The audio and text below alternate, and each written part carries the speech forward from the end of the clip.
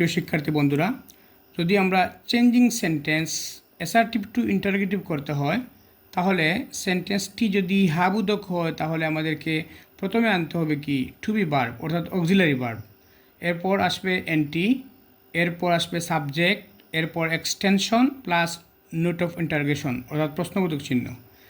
এখানে একটি সেন্টেন্স দেখতে পাচ্ছেন, যেমন মাসুম ইজ ওয়ার্কিং হার্ড।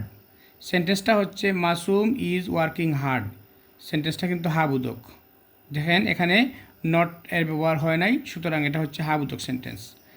এখন হাবুদক সেন্টেন্সকে যদি আমরা এই ইন্টারোগেটিভ করতে হয় তাহলে প্রথমে আনতে হবে আমাদেরকে অক্সিলারি ভার্ব অর্থাৎ টু বি ভার্ব, যেটা এখানে আছে ইজ। প্রথমে আনলাম ইজ, এরপরে আনবো এই টু বি ভার্ব হিসেবে আনলাম ইজ, এরপরে আসবে এই এনটি ইজন্ট, এরপর সাবজেক্ট আনলাম, সাবজেক্ট হচ্ছে মাসুম, এরপর এখানে এক্সটেনশন বাকি অংশগুলো হচ্ছে ওয়ার্কিং হার্ড আনলাম, এরপর নোট অফ ইন্টারোগেশন মার্কস বসালাম। তাহলে আমাদেরকে অ্যাসার্টিভ টু ইন্টারোগেটিভ করতে হলে প্রথমে এই মাসুম ইজ ওয়ার্কিং হার্ড, এই সেন্টেন্সটা হচ্ছে অ্যাসার্টিভ। এটাকে যদি আমরা ইন্টারোগেটিভ করতে হয় প্রথমে আনতে হবে কি, এখানে আসবে ইজ, এরপরে আসবে এনটি, এরপর সাবজেক্ট, এরপর এক্সটেনশন, এরপর নোট অফ ইন্টারোগেশন মার্কস।